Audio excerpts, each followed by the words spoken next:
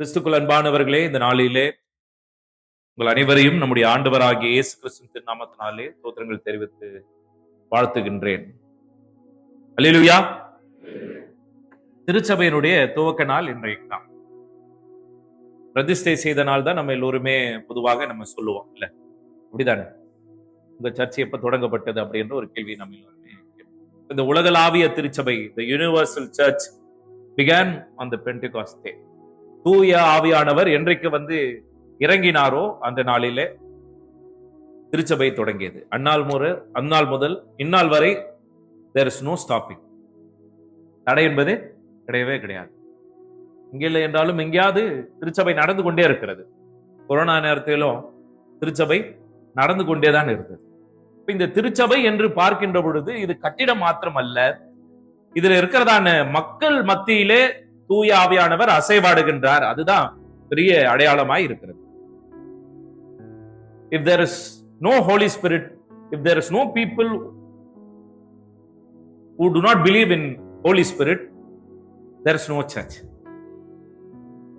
இங்கே தூய ஆவியானவர் இல்லை என்றாலும், தூய ஆவியானவரை விசுவாசிக்காதவர்கள் இங்கே அமர்ந்திருந்தாலும் இது வெறும் கட்டணமாக தான் இருக்கும், திருச்சபையாகவே இருக்கவே இருக்காது. இப்ப அப்படிப்பட்டதான திருச்சபையினுடைய உறுப்பினர்களாக நாம் இருக்கிறோம். இப்ப நம்ம பிக்னிக் இங்க எல்லாமே கிளம்பி போறோம். அங்க இந்த அமைப்பே கிடையாது. ஆனாலும் நம்ம எப்படி அழைக்கிறாங்க? சிஎஸ்ஐ சார்ஜா தமிழ் திருச்சபை பிக்னிக்கு போயிருக்காங்க அப்படின்னு தான் சொல்றாங்க.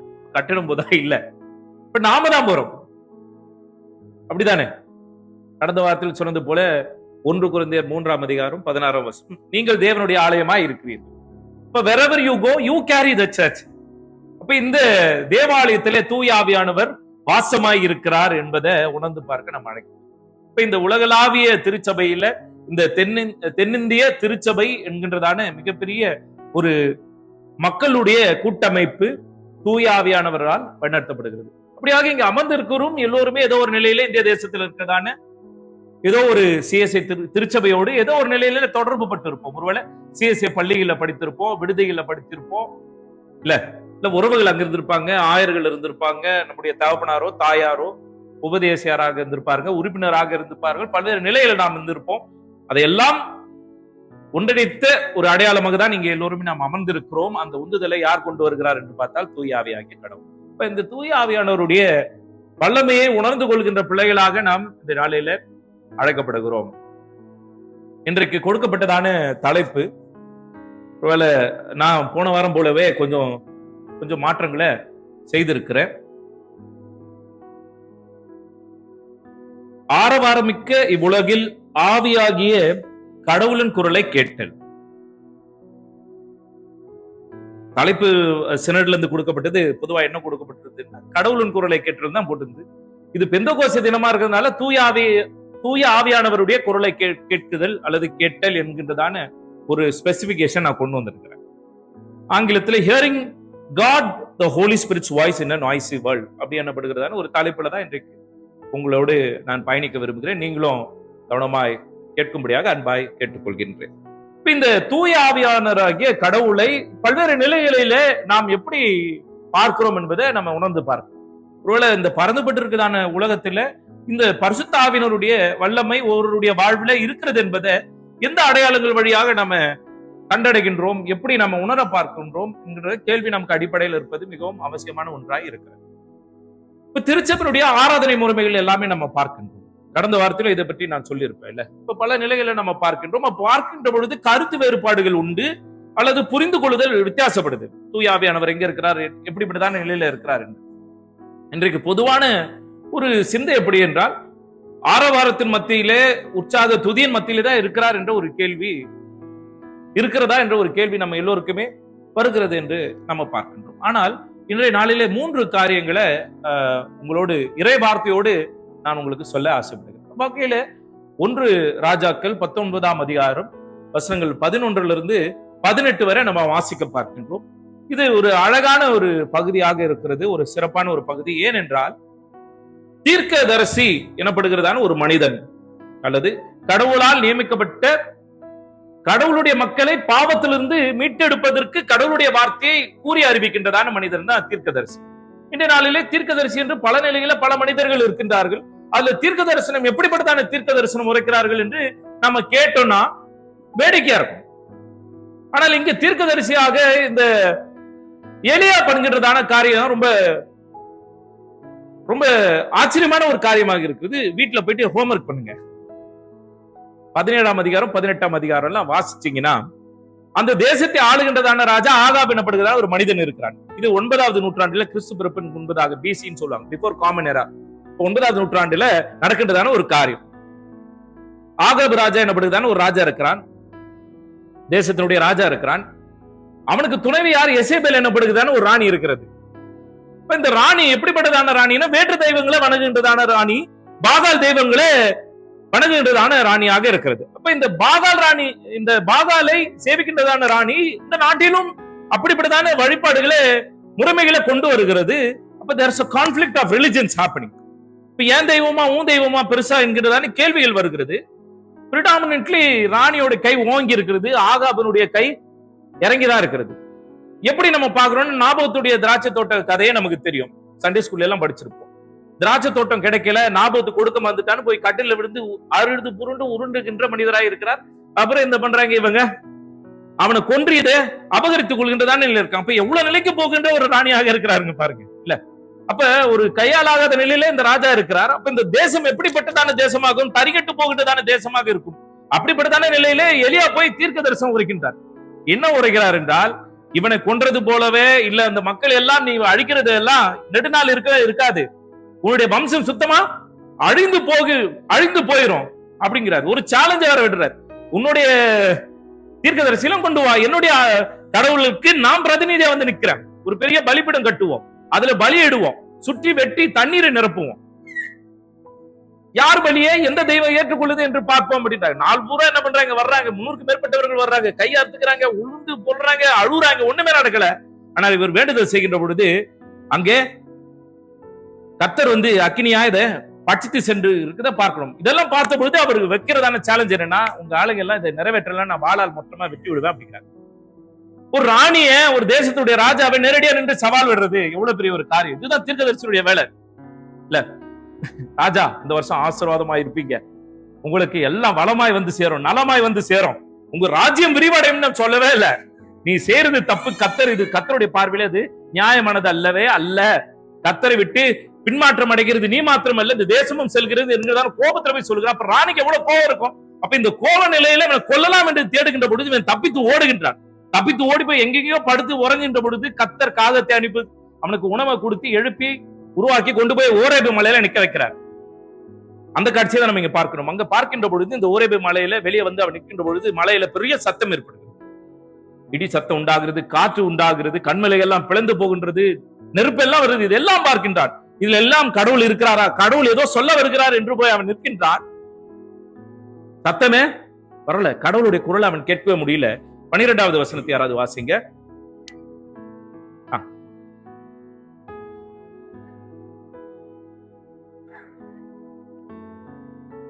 ரைட், மெல்லிய சத்தம் உண்டாயிற்று என்று நம்ம வாசிக்க பார்க்கணும். முதலாவது உங்களிடத்தில் நான் சொல்ல விரும்புவது விவேகத்தின் ஆவி, spirit of discernment. Spirit of discernment என்று சொல்லப்படுகிறதான இந்த ஆவியானவரை உணர்ந்து கொள்வது மிகவும் அவசியமா இருக்கிறது.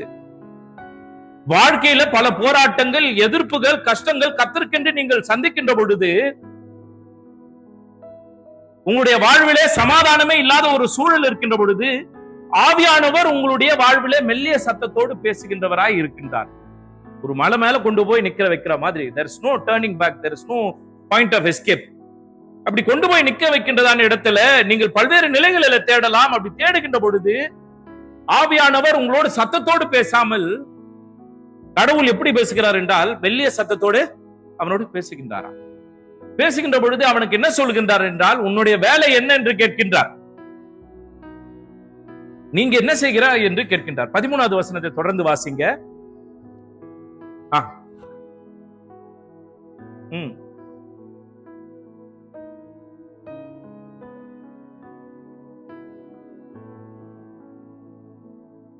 உனக்கு இங்க என்ன வேலை என்று கர்த்தர் கேட்கின்றார். அப்ப வாழ்க்கையில வருகின்றதான பிரச்சனைகள், போராட்டங்கள், கஷ்டங்கள் எல்லாம் சூழ்ந்து வருகின்ற பொழுது அதை விட்டு ஓடுகின்ற மனிதர்களாக அல்லாமல் அதை எதிர்கொள்கின்ற மனிதர்களாக இருக்க கர்த்தர் மெல்லிய சத்தத்தோடு உங்களை அழைக்கின்றவராய் இருக்கிறார். அல்லேலூயா. நம்ம எப்பவுமே என்ன நினைப்போம்னா, தப்பிச்சு ஓடணும், பிரச்சனைகள் இருந்து ஏதாவது ஓடணும். அதுக்குதான் அழகா பேர் வச்சிருக்கான், வீக்கெண்ட் கெட்டவே. மார்க்கெட்டிங் அப்படிதான் பண்றாங்க, வீக்கெண்ட் கெட்டவே. இப்ப ஈது கெட்டவேன்னு கூட நிறைய போடுறாங்க, பேக்கேஜ் எல்லாம் போட்டு. இல்ல 1500 திராமுக்கு வியட்நாம், இல்ல அது மாதிரி ஆஃபர் எல்லாம் கொடுத்து பண்றாங்க, பேக்கேஜ் எல்லாம் போட்டு பண்றாங்க. கெட்டவே, அது பேரே கெட்டவே தான், weekend getaway. You get away from your problem, you get away from your pressure, tension அப்படின்னு சொல்லிட்டு ஒரு மார்க்கெட்டிங் பண்றாங்க. But you never get away. அது எப்பவுமே கான்ஸ்டன்டா இருந்துட்டே இருக்கும், ஒரு இறைச்சலா இருந்துட்டே இருக்கும். ஒரு சமாதானத்தை, ஒரு அமைதியை தேடிக்கொண்டே நம்முடைய வாழ்க்கை ஓடிக்கொண்டே இருக்கிறது.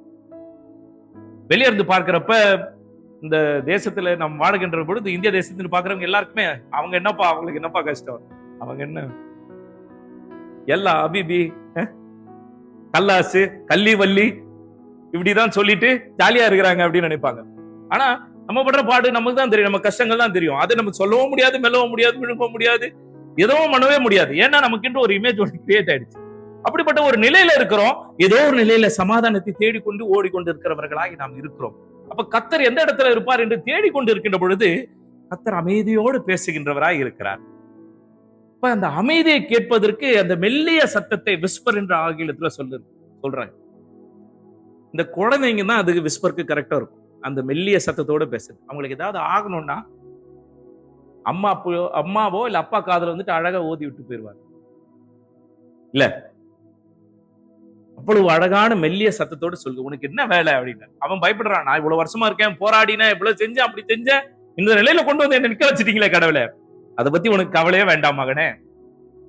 நீ தமசு வழியாக நீ தப்பிச்சு போ, அங்க வந்துட்டு ஏகுவை என்ன பண்ணு, ராஜாவாக நான் அவனை நியமிக்க போறேன், அவனுக்கு போய் நீ அபிஷேகம் பண்ணு, சாப்பாத்தின் மகனாகிய எலிசாவை உனக்கு பதிலாக நான் நியமிக்க செய்வேன் என்று சொல்லுகின்றதை பார்க்க. சில நேரங்கள்ல நம்முடைய வாழ்வில் இருக்கிறதான பிரச்சனைகள், போராட்டங்கள், கடவுளுக்கு உண்மையா உத்தமமா இருக்கின்ற பொழுது ஆவியானவருடைய செயல்பாடுகளை நம்முடைய வாழ்வில் உணர்ந்து நாம் செயல்படுகின்ற பொழுதும் பெரிய போராட்டங்கள், கஷ்டங்கள் எல்லாம் இருக்கும்.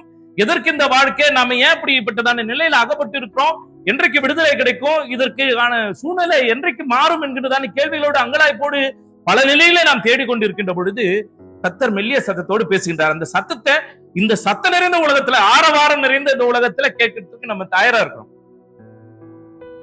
இந்த உலகத்தினுடைய கேளிக்கைகள், இந்த உலகத்துல இருக்கிறதான என்டர்டெயின்மெண்ட், எல்லா காரியங்களும் வந்துட்டு மைண்ட் ஒரு மாதிரி போக்கஸ்டாவே வச்சிருக்கு, அட்டென்ஷனு எடுக்கவே விடுறது கிடையாது. இப்ப நீங்க மொபைல் போன் எடுத்து பைபிள், சில பிள்ளைகள் சொல்லுவாங்க, I read Bible from the tab or from phone, iPad எல்லாம் சொல்றாங்க. அதுலயும் ஆட் வருது, இன்டர்நெட் ஆன் ஆயிருந்தா நீங்க ஏதாவது போன் பைபிள் ஆப்ல ஓபன் பண்ணா கூட ஆட் வருது.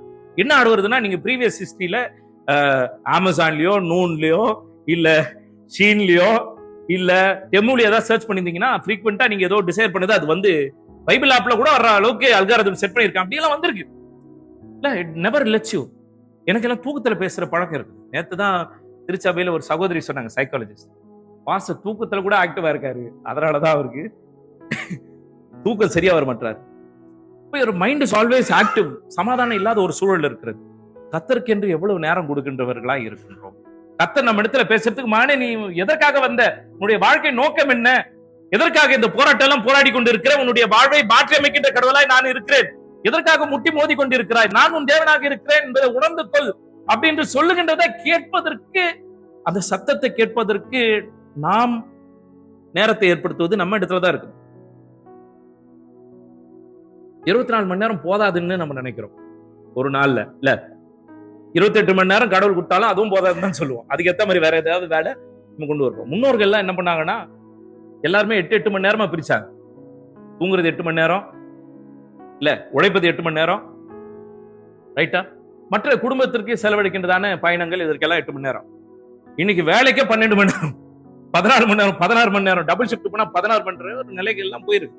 இந்த இம்பேலன்ஸ் இருக்கிறதான நேரத்துல கர்த்தருடைய மெல்லிய குரலை கேட்பதற்கு அவசியம். சில போராட்டங்கள்லாம் நம்ம வந்துட்டு முட்டி மோதல் அவசியம் கிடையாது. கர்த்தர் இடத்துல ஒப்புவித்து கர்த்தர் நமக்காய் போரிடுவார் என்பதுல நாம் தீர்க்கமா இருக்க வேண்டும். சங்கீதம் 46:10 வாசிங்க.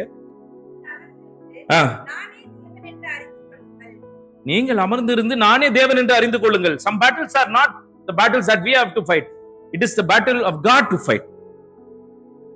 சில போராட்டங்கள்லாம் நம்முடைய சுயபலத்தினால நம்ம முட்டி மோதனால தீர்வு அடையவே அடையாது. மாறாக கர்த்தர் அவருடைய கருத்தில் எடுத்து அதை செய்கின்ற பொழுது அதற்கான தீர்வை நொடி போடுதல நாம் காணுவோம். ஏசாயா 30ஆம் அதிகாரம் 21வது வசனம் இதுல அழகாக சொல்றது, மெல்லிய சத்தம் பின்னே இருந்து நீ போக வேண்டிய வழியை உணர்த்துகின்றதை அந்த இடத்துல சொல்லப்படுகிறத பார்க்கின்றோம். அப்ப கர்த்தர் அவருடைய வழியை தம்முடைய சீடர்களுக்கு தம்முடைய அடியவர்களுக்கு உணர்த்துகின்றவராய் இருக்கிறார். இப்ப when is the last time that you read your Bible without any disturbance for half an hour straight?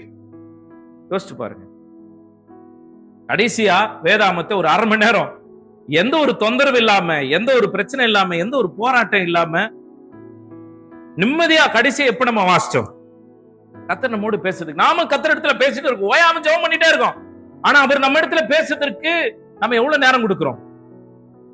நம்ம ஜெபம் பண்றது நிறைய ஜெபம் பண்றோம், பாட்டு பாடுறது நிறைய பாட்டு பாடுறோம். ஆனா பைபிள வாசிக்கிறதுக்கு நம்ம குறைவான நேரத்தை கொடுக்கிறோம். அப்ப கர்த்தர் எப்படி நம்மோடு பேசுவார்? இல்ல இந்த மெல்லிய சத்தத்தை எப்படி நாம கேட்போம்? அழகாக சொல்லுவோம், prayer is God talking to us.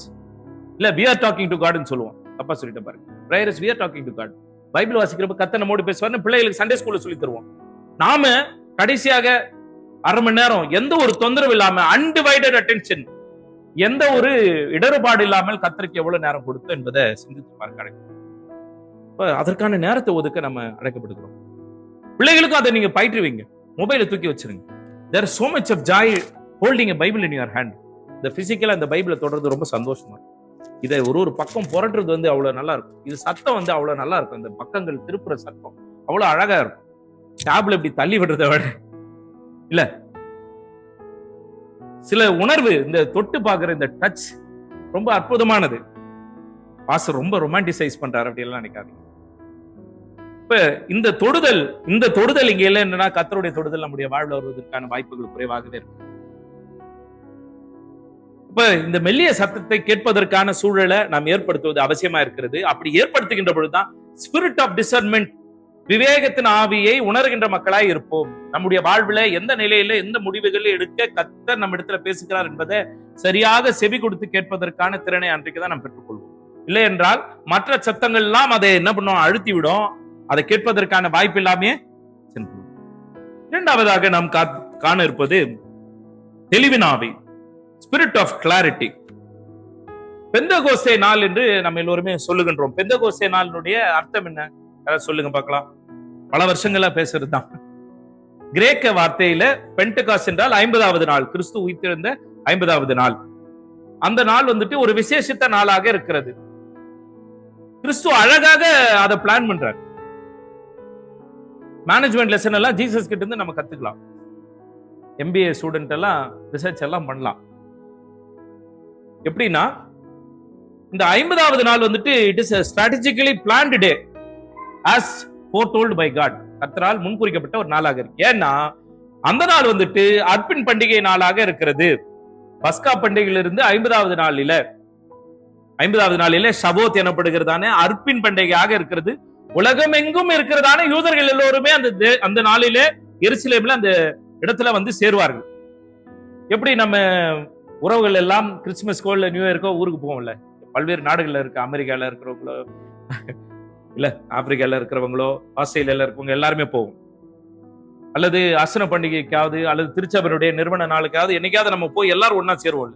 அப்படிப்பட்டதான நாள், திரளான மக்கள் சேர்ந்து இருக்கிறதான அந்த வேளையில தான் ஒரு தெளிவை கொடுக்கின்றார். தெளிவின் ஆவியை கர்த்தர் தருகின்றார்.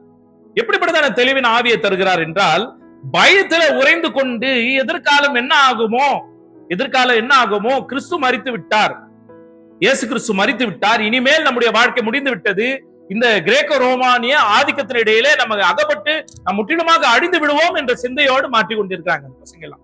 வேற இயேசு கிறிஸ்துவோட சுற்றி கொண்டிருந்த இந்த டிசைபிள்ஸ் எல்லாம் அப்படிதான் இருக்காங்க. They are in a constant fear whether the Greco-Roman Empire would come and capture them and assassinate them. அப்படின்ற ஒரு பயத்தில் அகப்பட்டு கொண்டிருக்கின்ற பொழுது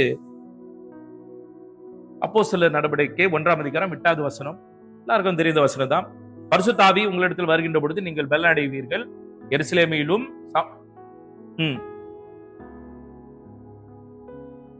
எனக்கு சாட்சிகளா இருப்பீர்கள். இது ரொம்ப முக்கியமான விஷயம். You will be my witness. You will be my witness. அப்ப இந்த பரிசுத்தாவினுடைய வல்லமை வருகின்ற பொழுது அக்கினி நாவாக எல்லார் தலையிலும் உட்கார்கின்ற பொழுது, ஒருவேளை அப்போஸ்தலர் நடவடிக்கை 2ஆம் அதிகாரம் 3வது வசனத்தை யாராவது வாசிங்க.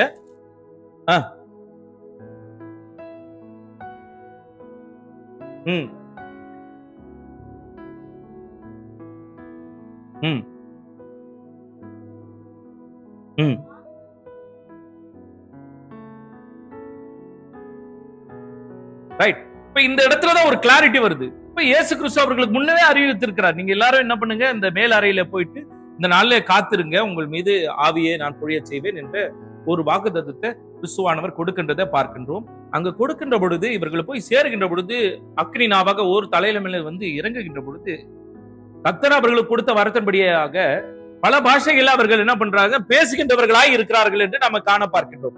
அப்ப இங்க என்ன கிளாரிட்டி என்றால், உங்களை மனுஷர்களை மீனப்படுத்தவர்களை உங்களை மனுஷனப்படுவதாக மாற்றுவேன் என்று பேதுருவிடத்துல சொன்னது மாத்திரமல்ல, தம்முடைய சீடர்களோடு சொன்ன எல்லா காரியத்தையும் அந்த நாளிலே திருப்பணியை துவக்குகின்ற கடவுளாய் இருக்கிறார். அப்ப இந்த அக்னி நாவு வழியாக வருகின்றதான இந்த அடையாளம் என்பது அவர்களை எம்பவர் பண்ணுது, அவர்களை உந்தி தள்ளுகின்றது, அவர்களை பலப்படுத்துகின்றதாய் இருக்கின்றது. அப்ப இந்த அக்னியை பெற்றவர்களாக அவர்களால் சும்மா இருக்கவே முடியல. அவர்கள் போய் பல பாஷைகளை பேசுகின்றார்கள். இதுல பேதுருவும் உள்ளடக்கம். பேதுரு படிக்காதவர், கலிலேயா படகுல மீன் பிடிக்கிறவன், இரவும் பகலும் மீன் பிடிக்கிறவன், மூர்க்க குணம் உண்டவன், மூக்கு மேல கோவம் வருவாங்கல்ல, தொட்டதுக்கெல்லாம் கோவம் வருவாங்கல்ல, அப்படிப்பட்ட கோவமுள்ள மனிதன் மாறுகின்றான். Transformation by when the Holy Spirit comes into his life, he is empowered, he is transformed, he is a completely transformed man. அங்க போய் பல பாஷையில பேசுகின்றார்கள், கிறிஸ்துவை கூறி அறிவிக்கின்றார்கள். 3000 பேர் அன்றைக்கு ரட்சிக்கப்பட்டார்கள் என்று சொல்லுகின்றார்கள். இன்றைய வரைக்குமே திருச்சபையில் அந்த வரலாறே கிடையவே கிடையாது. தென்னிந்திய திருச்சபை உருவாகிய 75வது நாள்ல 750 பேர் சென்னை பேராயத்துல சிஎஸ்ஐ லைட் ஆடிட்டோரியம்ல கொடுத்தாங்க. அந்த வரலாற்று சிறப்பு மிக்க நிகழ்ச்சியில நானும் அவங்களுடைய ஆயர் திரு ஆமோஸ் ஐயாவும் நாங்க இருந்தோம். நாங்களுமே திருமுழுக்கெல்லாம் கொடுத்தோம். அவ்வளவு கஷ்டப்பட்டு 750 பேரை தான் நாங்க என்ன பண்ணோம்னா கேதர் பண்ண முடியும். அதுவும் வெயிட் பண்ணி அவர்களை வச்சு கொண்டு வந்து சேர்த்தோம். It's a planned one. ஆனா 3000 பேரை ஒரே நாள்ல ஒருத்தன் கொண்டு வர்றான். படிக்காத ஒரு மனுஷன், கோபம் உள்ள மனுஷன், கர்த்தரை உதறி தள்ளிய மனுஷன் கர்த்தர் மாற்றுகின்றவராய் இருக்கிறார். அல்லேலூயா. அப்ப ஆவியானவர் ஒவ்வொருடைய வாழ்வில் வருகின்ற பொழுது ஒரு மாற்றத்தை ஏற்படுத்த வல்லவராய் இருக்கிறார். உங்களை எம்பவர் பண்ண காத்திருக்கிறார். He is there to empower you. உந்தி தள்ள அவர் காத்து கொண்டு இருக்கிறார். That zeal has to be in your life. இல்ல, அந்த வல்லமை உணர்ந்தவர்களாக கிறிஸ்துவுக்காக சாட்சிகளாக செயல்பட கர்த்தர் நம்மை அழைக்கிறார் என்பதை உணர்ந்து செயல்பட நம்மை கர்த்தர் அழைக்கின்றார். பல பாஷையில் பேசுகின்றார்கள். அப்ப அங்கு உள்ளவர்கள் பல பாஷையில கிறிஸ்துவை அறிவிக்கின்றவர்களாக இருக்கின்றார்கள். பல தேசத்தின் மக்களும் வருகிறார்கள். நம்ம இந்த தேசத்துல இருக்கிறோம், நமக்கு பல பாஷை தெரியும். हिंदी பேசுவோம், தமிழ் பேசுவோம், தெலுங்கு கூட பேசுவோம். मैं हिंदी में बात करता हूं, தமிழ்ல பேசுவேன், தெலுங்குல கூட மாట్లాடுத்தானு, மலையாளத்துல சம்சாரிக்கும் அப்படின்னு நம்ம எல்லா இடத்துலயும் நம்ம பேசுவோம். ஆனால் இந்த 4 லாங்குவேஜ், இங்கிலீஷும் சேர்த்தா 5, அரபியிலையும் கொஞ்சம் சேர்த்தா கேஃபலக்கு, அனபக்கிரு, இதெல்லாம் சொன்னாலே 5 லாங்குவேஜ் அது வந்துச்சு. இந்த 5 லாங்குவேஜ் கர்த்தர் நமக்கு கொடுத்திருக்கிறார். கம்யூனிகேஷன் ஸ்கில்ல பல நிலைகளை பேசுறோம். how many languages do you know? ரெஸ்யூம்ல கேக்குற the more you know Arabic, the more you know Hindi. Tamil Malayalam கூட செகண்டரின்னு வச்சுங்க. the more you know Arabic, Hindi and English, you are appointed. Marketing ஜாப்ல எல்லாம் அழகா salary கொடுப்பதற்கான ப்ரொவிஷன் எல்லாம் உண்டு. because you can communicate. எந்த நிலையில நாம எத்தனை பேருக்கு கிறிஸ்துவை கூறி அறிவித்திருக்கிறோம்? of course there are restrictions, of course there are prohibitions, but our life can inspire some way or the other. இல்ல, இது போது முன்பதாக 3 பேர் அட்லீஸ்ட், 3000 பேராவது இல்ல, சும்மா 3 பேர் இல்ல தெரிந்தவர்கள் யாராவது இந்த ஆவியினால் நிரம்பப்பட்டவர்களாக இருக்கிறாரு, நாம் யாரையாவது தொடுவோமா என்பதை யோசிப்பார். இந்த பரிசுத்த ஆவியானவர் கிறிஸ்துவர்களுக்கு என்று குறிக்கப்பட்டவர் என்றெல்லாம் கிடையவே கிடையாது. அப்போஸ்தலர் நடவடிக்கைகள் 10ஆம் அதிகாரம் 46வது யாராவது வாசிங்க. 46.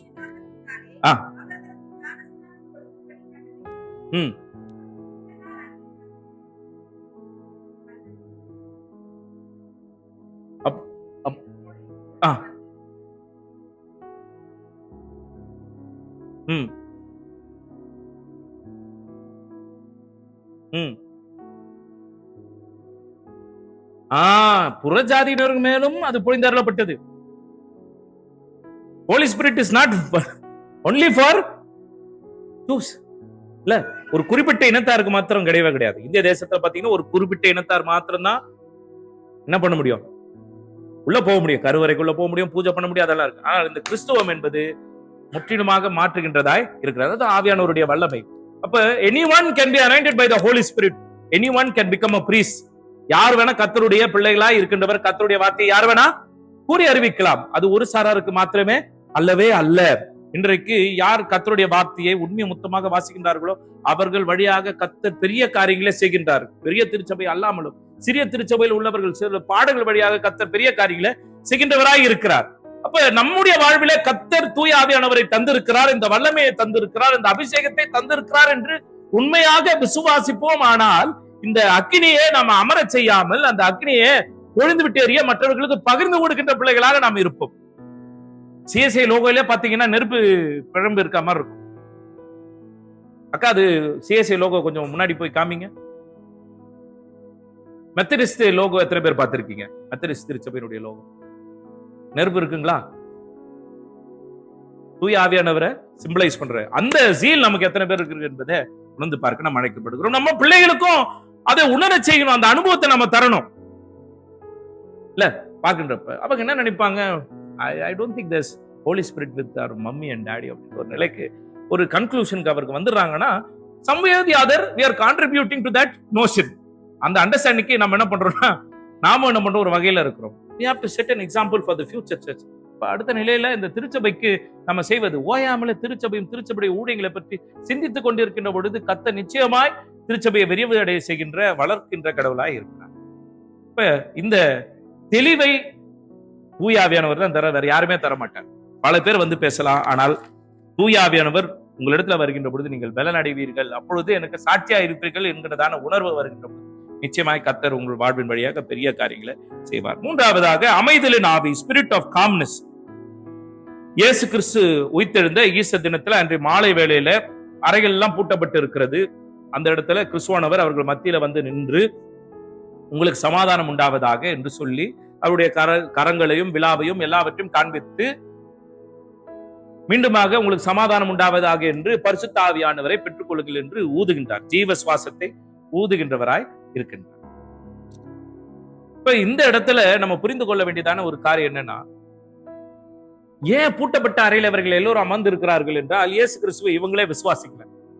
3 முறை யோவான் எழுதின சுவிசேஷத்துல 3 முறை அவர் முன்னே சொல்லுகின்றார், நான் ஒப்பு கொடுக்கப்படுவேன், என்னை அடிப்பாங்க, என்னை கொல்லுவாங்க, சிலுவையில் அறையப்படுவேன், மரிப்பேன், 3ஆம் நாள் உயிர்த்தெழுந்து நான் வருவேன் அப்படின்னு சொல்லுகின்றார். அதை விசுவாசிக்க அவர்களுக்கு தைரியம் இல்ல. பயத்தோடு நடுக்கத்தோடு எல்லாருமே பூட்டி கொண்டு அறையில இருக்காங்க. ஏனென்றால் it was a capital punishment. ஒரு குற்றம் செய்கிறவரோட துணையை யாராக இருக்கிறாங்களோ அவங்களெல்லாம் பிடிச்சி அடைச்சு கொன்னுடுவாங்க. ஏன்னா இந்த மூமெண்ட் அல்லது இந்த இயக்கம் தொடர்ந்து நடக்கக்கூடாது என்பதற்காக. ஜெனோசைடு என்று சொல்வார்கள், இல்ல இனப்படுகொலை என்றெல்லாம் சொல்வார்கள். அந்த இனத்தில் யாருமே விடாம மொத்தமா அழிச்சு விடுகின்றதான ஒரு காரியங்கள்ல இந்திய தேசத்திலோ இல்ல மற்ற தேசங்கள்லயோ அல்லது உலகளாவிய அரசியல நம்ம பார்க்கணும்.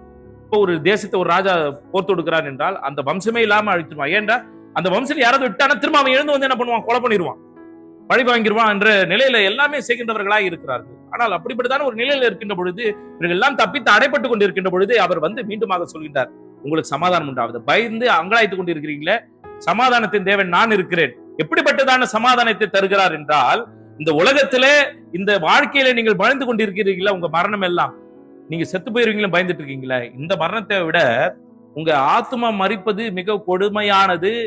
அது கடவுளிடத்துல சென்று சேர்கின்றதான வழியை என் மூலமாக நான் ஏற்படுத்தி இருக்கிறேன். உங்கள் பாவங்கள் எல்லாம் முற்றிலுமாய் அழித்தொழிக்கப்பட்டது, நானே உங்களுக்கு ஜீவ பலியா இருக்கிறேன் என்பதை உறுதிப்படுத்துகின்றவராய் இருக்கிறார்.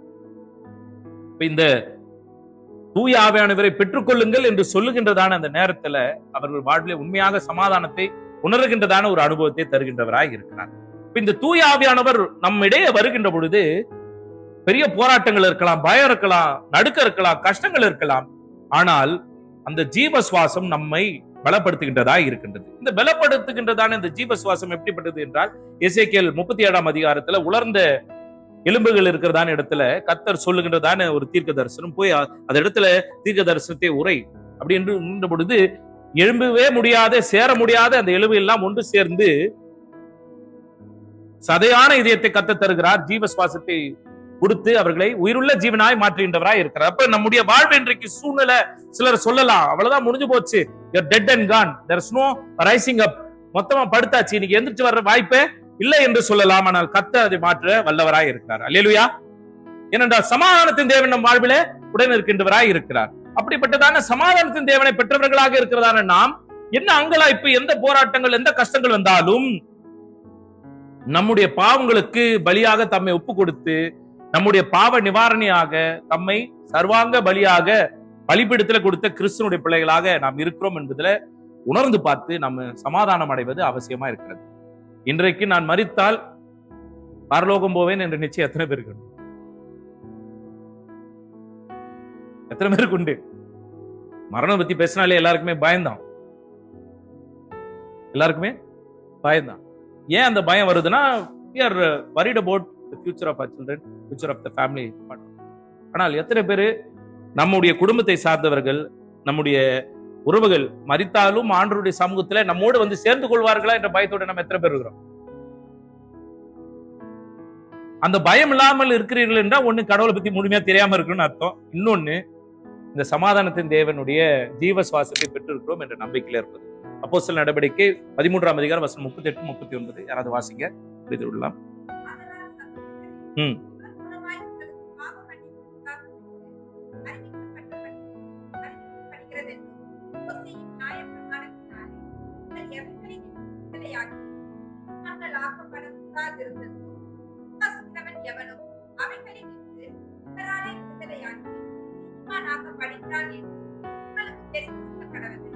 ரைட். அப்ப இங்க கொடுக்கப்பட்டிருக்கிறதான சட்ட திட்டங்கள் எல்லாமே முற்றிலுமாக அழித்து ஒழிக்கப்பட்டது. கிறிஸ்து மாத்திரம்தான் எல்லோரையுமே நியாயம் தீர்க்க வல்லவராய் இருக்கிறார். அவரை யார் விசுவாசிக்கிறார்களோ அவர்கள் எல்லாம் பரிசுத்தவான்களாய் மாறுகின்றார்கள். அவர்களை பரிசுத்தப்படுத்துகின்றவராய் கர்த்தர் இருக்கின்றார். அப்ப இந்த சமாதானத்தோடு, இந்த நிச்சயத்தோடு நாம் வாழுகின்ற பொழுது, இந்த தூய ஆவியானவரை பெற்றுக் கொள்கின்ற பொழுது, இந்த சமாதானத்தின் தேவனை நாம் நம்முடைய வாழ்வில் பெற்றுக் கொள்கின்ற பொழுது, என்ன போராட்டங்கள், எந்த கவலைகள், எந்த கஷ்டங்கள் வந்தாலும் கர்த்தர் என்னோடு இருக்கிறார், சமாதானத்தின் தேவன் என் வாழ்விலே இருக்கிறார் என்ற நம்பிக்கையோட நாம் பயணிப்பது நம்முடைய கடமையாய் இருக்கிறது. இந்த பிள்ளைகளோடு பெற்றோர்களும் அல்லது உறவுகளும் இருக்கிறதான அந்த ஒரு அனுபவம் என்பது ஒரு நம்பிக்கை தருகின்ற ஒரு அனுபவமாக இருக்கிறது. அப்படிதானே? பிசிக்கல் டச், நான் சொன்னது போல touch makes a lot of importance. அதிலும் ஒரு தகப்பனார் தன்னுடைய மகளை திருமணமாகி கணவன் வீட்டுக்கு அனுப்புகின்ற பொழுது கடைசியாக கட்டி பிடித்து முத்தம் கொடுக்கிறது. எப்படியும் திரும்ப வர போறாங்க, மறு வீட்டுக்கு வர போறாங்க, ஃபங்க்ஷனுக்கு, தீபாவளி, பொங்கலுக்கு எல்லாருக்கும் வந்து சேர போறாங்க. இருந்தாலும் கட்டி அணைத்து கொடுக்கின்றதான ஒரு முத்தத்துல இருக்கிறதான அன்பு, அந்த அரவணைப்பு, அல்லது ஒரு தாய் தன்னுடைய மகன் இந்த தேசத்துக்கு கிளம்பி வரதான நேரத்திலும் சரி, ஏர்போர்ட்லயும் சரி, இல்ல எங்கேயாவது ஒரு இடத்துல கட்டி கொடுக்கின்றதான ஒரு முத்தம் என்பது பல காரியங்களை சொல்லாமலே சொல்லும். இல்ல, அந்த அனுபவம், அந்த தொடுதல் என்பது ரொம்ப அவசியமான ஒரு காரியமாக இருக்குல்ல. அதே போல ஒரு உணர்வை தான் அந்த தூய ஆவியானவர் தருகின்றார்.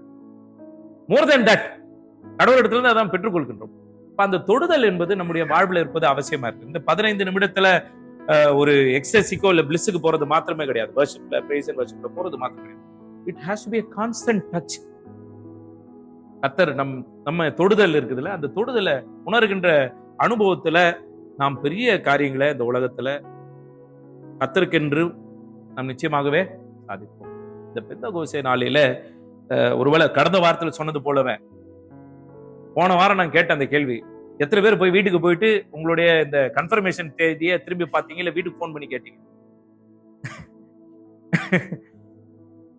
இந்த வாரமும் சொல்றேன், போய் நீங்க என்ன பண்ணுங்க, எங்க இருக்குன்னு தேடி பாருங்க, அந்த கார்டு எங்க இருக்குன்னு தேடி பாருங்க. அந்த நாளை எண்ணி பார்த்து கடவுள் இடத்துல உட்கார்ந்து அந்த தொடுதலை மீண்டுமாக கர்த்தாவே என்னுடைய வாழ்வுல உணர வேண்டும். இந்த உலகத்தினுடைய போராட்டங்கள், கஷ்டங்கள், ஆரவாரம், சத்தம், இது எல்லாமே விட்டுட்டு உடைய மெல்லிய சத்தத்தை நான் கேட்கிறேன், உடைய விவேகத்தின் ஆவியை நான் பெற்றுக்கொள்கின்றேன்.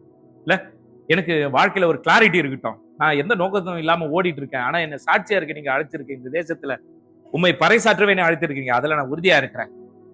இறுதியாக சமாதானத்தின் தேவன் என்னோடு நீ பயணிக்கின்றேன், உம்முடைய தொடுதல் என் வாழ்வில இருக்கிறது. அதனால நான் எதற்கும் அஞ்ச போறதே கிடையவே கிடையாது. நம்முடைய ஆவியானவரை என்னுடைய வாழ்வில் தந்திருக்கிறேன். அவர் எல்லா சத்தியத்திற்குள்ளும் எல்லா உண்மைக்குள்ளும் என்னை வழிநடத்துகின்ற கடவுளாய் இருக்கிறார். அப்படிப்பட்ட ஒரு பிள்ளையாய் நான் இருப்பதே பெரிய பேற்று. இப்படிப்பட்டதான கடவுளுடைய பிள்ளைகளாய் நாம் எல்லோருமே மகிழ்ச்சியோடு நம்மை ஒப்புக் கொடுப்போம். கர்த்தர் தொடர்ந்து நம்மையும் நம்முடைய வாழ்வையும் தூய ஆவியானவர் வழியாக வழிநடத்தி ஆஸ்வதிப்பாராக.